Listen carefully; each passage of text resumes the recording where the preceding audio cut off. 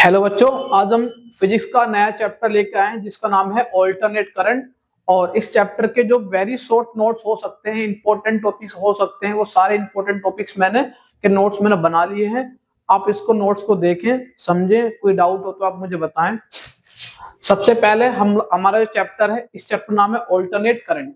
तो alternate current का जो मतलब होता है कि ऐसा करंट जिसकी वैल्यू लगातार क्या होती रहे, चेंज होती रहे, डायरेक्शन लगातार वैल्यू क्या होती रहे, चेंज होती रहे। तो ऑल्टरनेट करंट क्या है? Change in fix interval of time. ऐसा करंट जिसकी वैल्यू फिक्स इंटरवल पे चेंज होती रहे और जिसकी डायरेक्शन भी एक फिक्स पीरियड के बाद क्या होती रहे, चेंज होती रहे, उसको बोलते हैं ऑल्टरनेट करंट।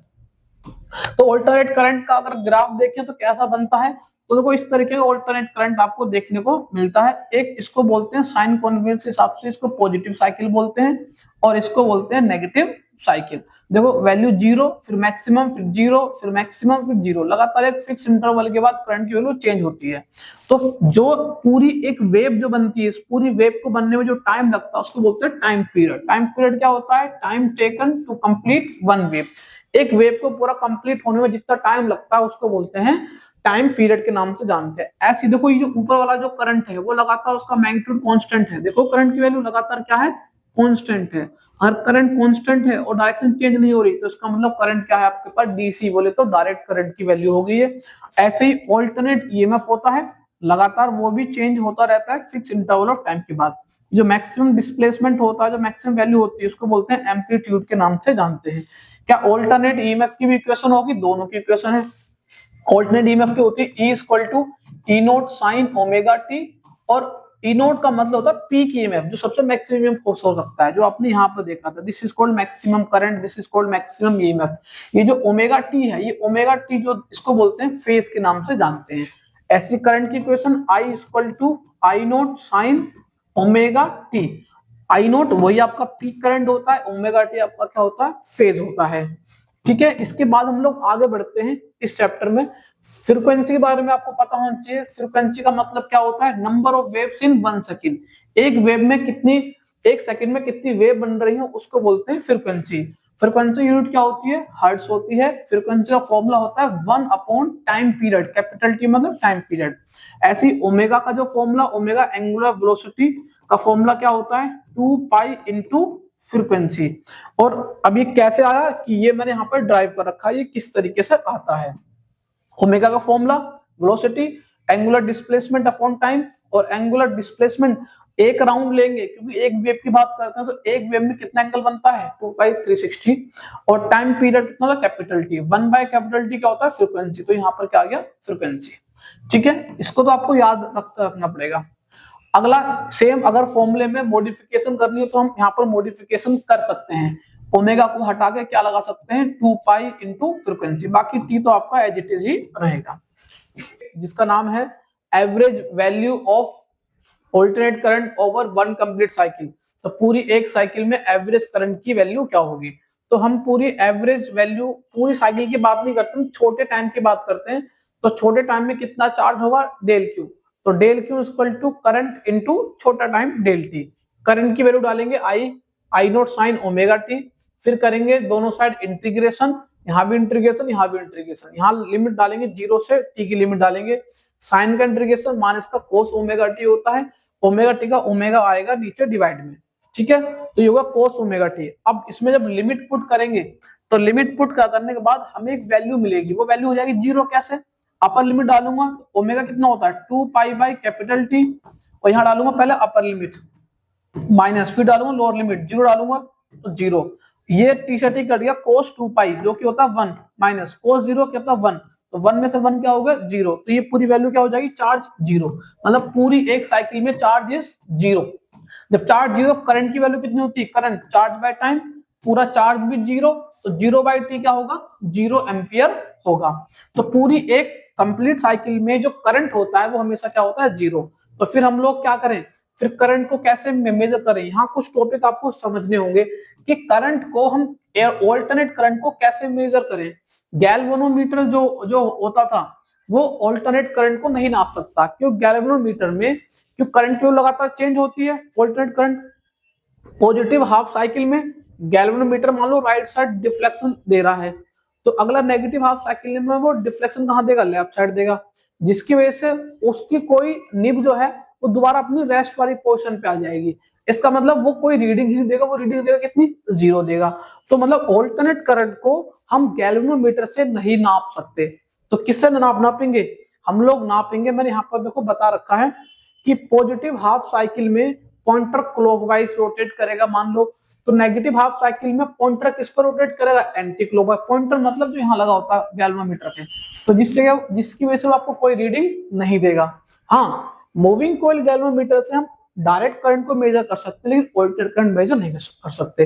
तो ऑल्टरनेट करंट हम लोग कैसे मेजर करें, ऑल्टरनेट करंट मेजर करने के लिए हम ऐसा डिवाइस लेते हैं जो कि बेस्ड हो किस पे, हीटिंग इफेक्ट ऑफ करंट पे। किस पे बेस्ड हो, हीटिंग इफेक्ट ऑफ करंट। अगर हीटिंग इफेक्ट ऑफ करंट में होगा, भले चाहे पॉजिटिव हाफ साइकिल हो, वो भी हीट प्रोड्यूस करेगी वो करंट। अगर नेगेटिव हाफ साइकिल करंट है, वो भी क्या करेगा, हीटिंग इफेक्ट को क्या करेगा, मेजर करेगा। तो बस हम लोग ऐसे डिवाइस का यूज करेंगे जो हीटिंग इफेक्ट ऑफ करंट पे बेस्ड हो। अगर आपको पूरा हीट मालूम पड़ गई है, हीट को यहाँ पर डाल देना, रेजिस्टेंस यहाँ डाल देना, कितने टाइम के लिए यहाँ डालना, आई आपको निकल के आ जाएगा। तो ऑल्टरनेट करंट को नापने के लिए आपको ऐसा डिवाइस चाहिए जो बेस्ड हो हीटिंग इफेक्ट ऑफ करंट पे, ठीक है। उसके बाद अब हम लोग निकालेंगे average value of alternate current over half cycle. पूरी फुल साइकिल का हमने निकाला तो क्या है, 0 आया। अब हम निकालेंगे हाफ साइकिल का ऑल्टरनेट करंट कितना होगा। तो हाफ साइकिल या फिर इसको एवरेज भी बोलते हैं, मीन वैल्यू बोलते हैं। करंट की equation I equal to I naught sine omega t होती है।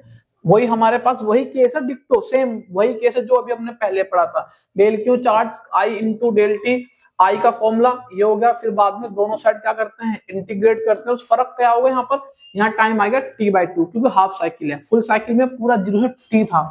अब हमने और कोई चेंजेस नहीं किए, बस हमने t की जगह पर t2 डाल दिया।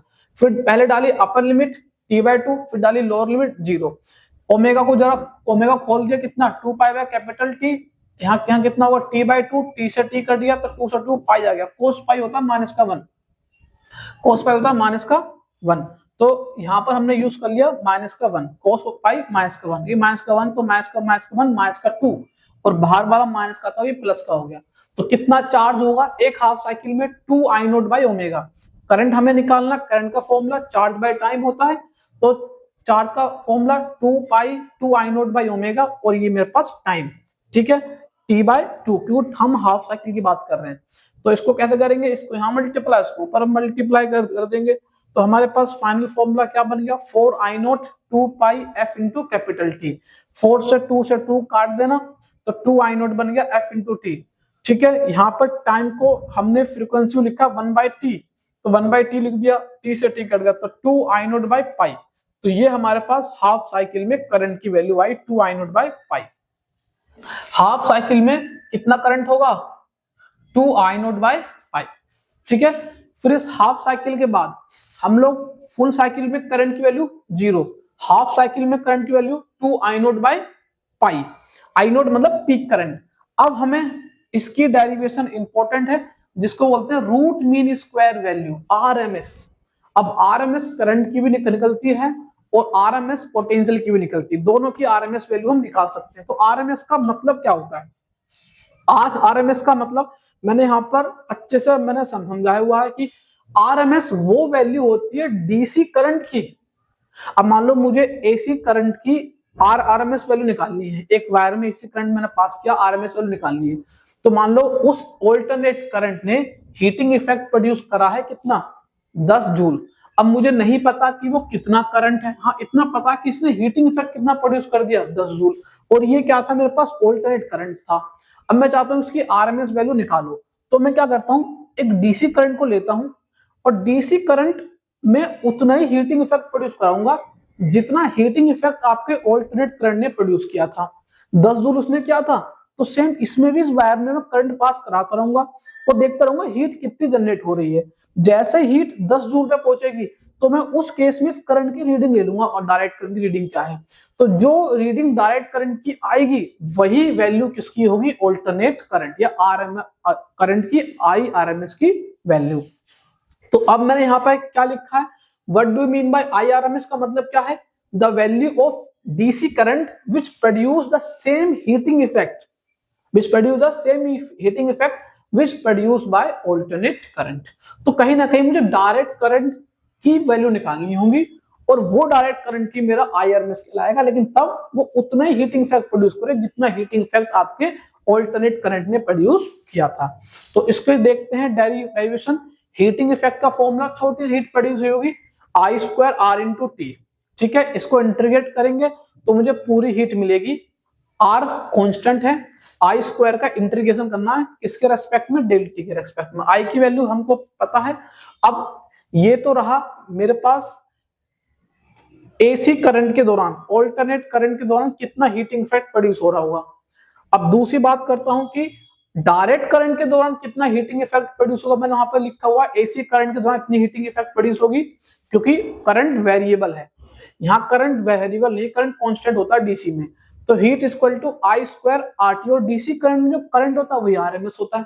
और दोनों हीटिंग इफेक्ट सेम प्रोड्यूस करें, दोनों को आपस में मैं क्या कर लूं, कंपेयर कर लूंगा। आपस में कंपेयर करके दोनों को आपस में मैंने क्या कर दिया, इक्वल कर दिया। इक्वल के बाद R से R मैंने क्या कर दिया, कैंसिल। मुझे निकालना IRMS, तो T को मैं वहां पहले डिवाइड में लेके जाऊंगा। IRMS निकालना है तो स्क्वायर को वहां भेज दूंगा, रूट में हो जाएगा, तो अंडर रूट ये सब आ गया। मेन जो हमारे पास है वो मेन है ये वाला पोर्शन, अंदर रूट के अंदर वाला इंटीग्रेशन 0 से T I² × ΔT। 0 T क्यों, पूरी एक फुल साइकिल में। I की वैल्यू कितनी होती है, I0 sin ω t। तो मैं बच्चों सबसे पहले अकेला जो है ना, मैं पहले इसका इंटीग्रेशन निकालूंगा अकेले। I की जगह पर डालूंगा I0 sin ω t, स्क्वायर लगा हुआ है तो स्क्वायर इसका भी होगा, साइन स्क्वायर का भी ये इंटीग्रेशन होगा। इसको बाहर कर दिया। साइन स्क्वायर का डायरेक्ट इंटीग्रेशन नहीं होता है, हम इस वाले फॉर्मूले से इसको निकाल लेते हैं। cos 2x का फॉर्मूला होता है 1 - 2 sin स्क्वायर x। तो यहां से मैं 2 sin square x equal to, इसको वहां ले जाऊंगा 1 - cos 2x, और जब मैं sin स्क्वायर x निकालूंगा तो कितना होगा 1 - cos 2x/2। तो इसका फॉर्म बस x की जगह पर मैं कितना डाल दूंगा, ω t। यहाँ कितना डाल दूंगा, ω t। इस वाले फॉर्मूले से मैं इसको यूज करूंगा। तो देखो मैं डाला 1 - cos 2ω t/2। इस 2 को चाहो तो मैं बाहर निकाल सकता हूं, तो मैंने इसको बाहर निकाल दिया, ठीक है। इंटीग्रेट करूंगा, 1 का इंटीग्रेशन जिसके रेस्पेक्ट में होता है वही होता है, ΔT के रेस्पेक्ट में। तो 1 का इंटीग्रेशन T, और हमारे पास cos का जो इंटीग्रेशन होता है वो होता है sin ω t या sin 2ω t, और 2ω t का 2ω आ जाएगा डिवाइड में, ठीक है। इसके बाद अब हम डालेंगे अपर लिमिट, जहां स्मॉल टी वहां कैपिटल T डाल दो, capital T minus 2 sin ω capital T, तो ये upper limit, minus lower limit, यहां डालो 0 0 0, तो पूरा क्या हो जाएगा, 0 हो जाएगा, ठीक है। अब यहां हम बड़े ध्यान से देखेंगे कि ओमेगा को मैं लिखूंगा 2π/, ओमेगा जो है वो मेरा किसके इक्वल है, ओमेगा मेरा है किसके इक्वल, ओमेगा है मेरे पास 2π/कैपिटल T के बराबर, ठीक है। कैपिटल T कैंसिल हो जाएगा, तो ये बन गया मेरे पास 4π। क्या बन गया मेरे पास, 4π। और साइन 4π हो वो क्या होता है, हमेशा 0 ही होता है। ये तो T ऐसे रहेगा, ये हो जाएगा 0, ठीक है। और माइनस में तो 0 है ही, तो उसका तो कोई मतलब नहीं, तो ओनली कैपिटल T बच गया। तो I0 R² T, ये करंट है, ये क्या है, करंट IRMS। ये करंट नहीं है, इसको उठा करके अब मैं कहां पर डालूंगा, देखना ध्यान से, ये इसका इंटीग्रेशन आया है, मतलब ये उठाकर मैं यहां डाल दूंगा इसकी जगह पर। अब देखो यहाँ पर ये था टोटल IRMS की value, √1/T integration I² ΔT। इसकी वैल्यू मैंने अभी फाइंड की थी, जो मैंने यहाँ डाल दी, I0² 2 × ΔT। T से T क्या कैंसिल हो गया। अब IRMS की वैल्यू कितनी है, √I0²/2, स्क्वायर से रूट कैंसिल, ये √2 बन जाएगा, तो I0/√2। अब यही जो वैल्यू है वो किसकी है, IRMS। तो IRMS जो किसके इक्वल होगा आपके पास, IRMS इक्वल टू I0/√2 के बराबर होगा, ठीक है बच्चों। यहां तक कोई प्रॉब्लम तो नहीं है। तो ये IRMS मैंने आपका खत्म करा दिया है। तो यहां तक आपका ऑल्टरनेट करंट का जो फर्स्ट लेक्चर है वो मैंने खत्म करा दिया है। इसके बाद हम नेक्स्ट लेक्चर, नेक्स्ट वीडियो मिलेंगे। तब तक के लिए इसको आप ध्यान से देखिए, कोई चीज समझ में ना आए तो पूछ लेना, IRMS का बहुत इंपॉर्टेंट होता है। मिलते हैं नेक्स्ट वीडियो के अंदर।